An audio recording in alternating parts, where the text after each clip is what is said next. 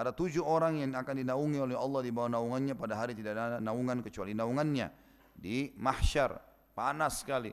Dalam riwayat lain dikatakan seseorang akan tenggelam sesuai dengan kadar dosanya dari keringatnya, peluhnya. Ada yang tenggelam sampai mata kaki, ada yang sampai lutut, ada yang sampai perut, ada yang tenggelam dengan keringatnya sendiri. Dan kata Nabi SAW pada saat itu matahari jaraknya 1 mil. Kata perawi hadis, sahabat Nabi mengatakan, saya tidak tahu yang Nabi SAW masukkan 1 mil adalah mil yang merupakan 1,5 kilometer atau mil yang dimasukkan adalah mil orang Arab kalau pakai celak mata, ada kayunya biasa untuk meletakkan celak di antara dua kelopak mata. Ini namanya mil juga dalam bahasa Arab. Kata beliau, saya enggak tahu mil itu pada hari kiamat di mahsyar, matahari itu sedekat mil yang mata ini, yang ditaruh di mata, atau 1,5 kilometer yang merupakan 1 mil jarak. Jadi pada saat itu orang kepanasan dan ada orang yang selamat. 7 golongan yang Allah selamatkan. Maka jadikan diri kita salah satu dari golongan ini minimal. Kalau bisa beberapa, alhamdulillah, sangat bagus. Target seorang mukmin semuanya dia jadikan sebagai targetnya. Yang pertama adalah pemimpin yang adil. Dan adil, kalimat adil dalam bahasa Arab masuk semua makna baik. Baik, santun, ramah, disiplin, tanggung jawab, jujur, semua. Itu kalau dirangkum namanya adil. Jadi kalau dalam bahasa Arab orang sudah mengatakan orang ini adil, berarti itu sudah luar biasa. Bergabung semua sifat baik padanya. Pemuda yang kedua, pemuda yang tumbuh dalam beribadah kepada Allah yang maha suci dan maha murah. Ini satu hal yang positif juga teman-teman sekalian. Jadi prinsip dasar yang sering tersebar di Indonesia, kalau saya bahasakan ini virus berbahaya. Kita sering mengatakan di umur 14 sampai 20 tahun ini masa muda. Masanya coba-coba.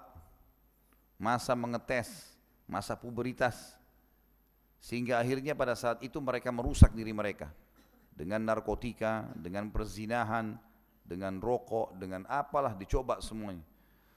Padahal teman-teman, umur ini umur yang sangat produktif, merupakan pondasi untuk membangun sisa umur ke depan. Kalau di umur ini SMP sama SMA di Indonesia ini berhasil seseorang di masa muda itu dia memperbaiki keadaannya, dia menjadi orang yang baik, hafal Quran, sholat di masjid, hadir pengajian. Ini kedepannya baik semua. Di sini dia rusak, narkotika, zina, bohong, menipu, apalah, mukul orang, tawuran, segala macam. Ini kedepannya begitu terus. Susah untuk dia kontrol itu, kecuali dengan hikmah ilahi. Maka ini was-was syaitan, ini virus. Kalau kita pernah begitu di masa umur-umur ini teman-teman sekalian, jangan wariskan ke anak-anak. Kalau kita baca Quran nanti bisa umur 30-40 tahun, anak-anak kita 6 tahun harus hafal Quran. Harus lebih baik daripada kita.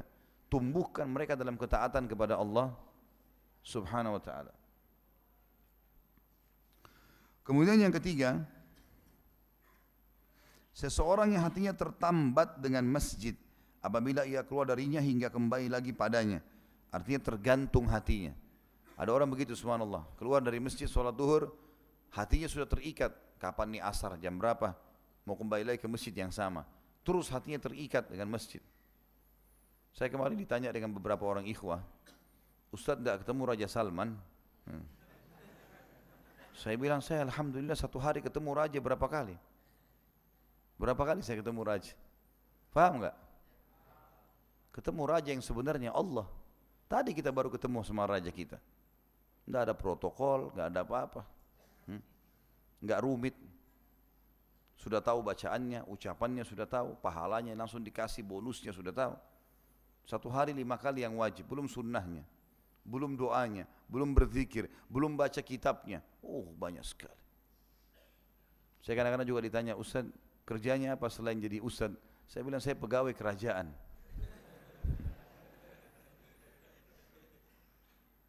Ini rumah ini masjid yang kita sedang masuk teman-teman, lebih baik daripada 1 juta istananya Raja Dunia. Ini rumahnya sang raja yang sebenarnya. Antum ini sedang diundang ke sini nih. Luar biasa ini. Orang banyak bangga datang ke Istana Merdeka, antum bangga ke Nurullah mestinya. Ke rumahnya Allah ini. Renungi itu teman-teman sekalian. Sehingga dunia ini jadi kecil buat kita. Orang kalau selalu targetnya Allah, dunia jadi kecil buat dia. Kemudian yang ketiga, yang keempat adalah saksi bahasan kita dua orang yang saling mencintai karena Allah, mereka berkumpul atas dasar itu dan berpisah pula atas dasar itu. Sudah saya rincikan tadi dari awal ini. Yang selanjutnya seseorang yang berzikir mengingat Allah dalam kesendirian, lalu air matanya berlinang, mengingat surga, mengingat neraka, mengingat kebesaran Allah, mendengarkan kisah orang-orang saleh, lalu dia menangis. Nah, ini orang akan mendapatkan, kata ulama, walaupun sekali seumur hidupnya, selama dia tidak kafir, kuasa Allah, rahmat Allah luas, Allah bisa berikan. Apalagi kalau dia sering mempertahankan itu. Dan tidak mungkin teman-teman kita menangis karena Allah kalau hati kita masih keras. Dan hati keras karena dosa, nggak ada yang lain. Kata Nabi SAW dalam sebuah hadis yang sahih, kalau seseorang berbuat dosa, hatinya akan diteteskan dengan bitik atau titik hitam. Kalau dia ulangi lagi, titik hitam lagi. Kalau dia ulangi lagi, titik hitam. Sampai nanti hatinya menjadi hitam kelam. Mau lihat orang tabrakan depan matanya kah, fenomena alam, longsor kah, petir, apa saja, orang hangus, terbakar, orang kena longsor, dia nggak apa-apa. Dia nggak mempan lagi, hatinya sudah keras. Berkarat ini hatinya. Bahkan dalam Al-Quran dikatakan surah Al-Baqarah bisa asyaddu kaswah, bisa lebih keras daripada batu itu. Ini bahaya. Dalam sebuah hadis yang lain kata Nabi SAW, hati itu bisa berkarat dan obatnya adalah Al-Quran. Baca Al-Quran, majlis ilmu seperti ini, melunakkan hati yang tadinya keras bisa jadi lembut. Dan kata Nabi SAW, sebaliknya kalau orang berbuat ketaatan, ibadah kepada Allah, maka Allah Azza wa Jalla akan titikkan cahaya putih di hatinya. Kalau dia ulangi lagi, cahaya putih lagi. Kalau dia ulangi lagi, cahaya putih. Sampai hatinya menjadi terang benderang. Dan bahkan sampai bisa menerangi orang yang di sekitarnya. Jadi harusnya kita lakukan seperti itu. Kalau mau menangis karena Allah, teman-teman, ini bukan direkayasa. Memang dia akan datang dengan sendirinya. Kalau antum dengarkan tentang neraka, tentang surga, tentang azabnya Allah atau rahmatnya, tidak menangis. Atau mungkin ada orang belum pernah menangis seumur hidupnya karena Allah. Ini perbanyak istighfar, teman-teman. Hati itu akan lunak. Abu Bakar itu dikenal dengan rajul bakka karena dekatnya dengan Allah. Setiap nangis, setiap nangis terus. Umar bin Khattab ada garis hitam di bawah matanya karena seringnya menangis, menetesnya air, gitu. Air matanya di situ. Selanjutnya adalah seseorang yang diajak untuk berzina atau maksiat oleh seorang wanita yang terpandang lagi cantik, dan laki-laki itu berkata, aku takut kepada Allah. Di sini maknanya adalah kalau perempuan yang punya kedudukan dan juga cantik, ya ini saja dia tolak, apalagi orang yang jelek. Nah, kalau sudah cantik luar biasa, tubuhnya sempurna, putih segala macam, terpandang lagi ngajak zina gratis, ditolak, apalagi kalau orang jelek, pasti lebih ditolak sama dia. Gitu.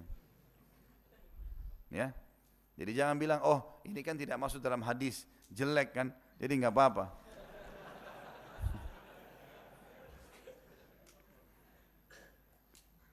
Begitu juga berlaku bagi perempuan. Kalau kita balik, kalau perempuan diajak oleh seorang laki-laki yang gagah, punya kedudukan, kait, lalu dia mengatakan, dua-duanya mengatakan, sini saya takut karena Allah. Dan yang terakhir adalah orang yang bersedekah dan dia merahasiakan hingga tangan kirinya tidak tahu apa yang disedekahkan oleh tangan kanannya. Nah, ini sudah kita tahu, tangan kiri tidak ada hubungannya dengan tangan kanan, dia sama saja. Tapi ini bahasa kinaya namanya, bahasa kiasan. Maksudnya kalau tangan kirinya tidak tahu, maka orang lain lebih pantas untuk tidak tahu. Ada orang mau keluarin duit, tunggu dulu lihat orang, ada lewat nggak, baru dimasukin di celengan, supaya dilihat. Orang kalau targetnya manusia kecil sekali, targetnya Allah itu besar, boomingnya.